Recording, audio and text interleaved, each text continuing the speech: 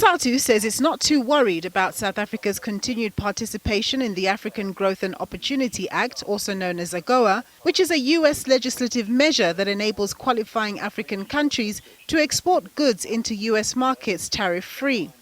Adding that in its interactions with Republicans and Democrats, there's been broad support for South Africa to enjoy the benefit of AGOA's renewal in 2025. And that even if there are some congressmen and women in the Republican Party that have reservations, it will need both parties' buy-in. But also the nature of the US congressional system is that you're not going to get any legislation passed if you don't have both parties on board.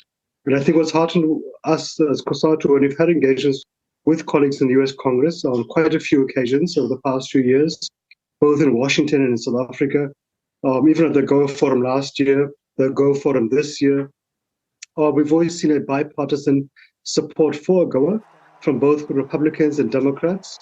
Business players are hoping that the new Trump administration in 2025 will be more focused on Africa compared to his first presidency, although uncertainty remains the name of the game. But obviously, we were a little bit concerned about the relationship from a business point of view, especially if he adopts a stance of basically dealing with China.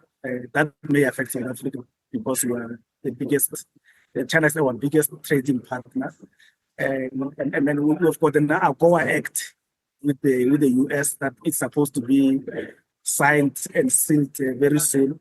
So there may be a possibility that the AGOA Act may be revised depending on his view on AGOA. But as we know, business wants certainty. And I think until he takes office, it's going to be touch and go. The hope is that under the new U.S. administration, South Africa and the United States economic relations can be bolstered even further. Already, some 600 U.S. companies operate in the country, employing over 130,000 people, while some South African businesses like energy company Sasol are also directly invested in the United States. Nompumelelo Siziba, SABC News, Johannesburg.